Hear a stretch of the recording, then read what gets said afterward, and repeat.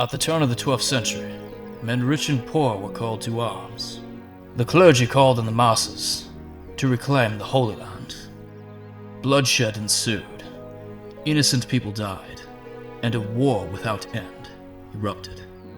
An order of knights was formed to safeguard pilgrims traveling eastward. The Knights Templar, the Crusaders.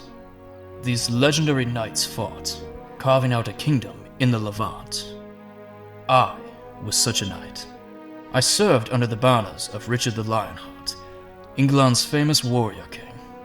I fled the field of battle, befriended an enemy, found new allies, came to my king's aid, and restored my honor. I returned from exile to see my family again, but trouble would revisit us, and my tale had only just begun.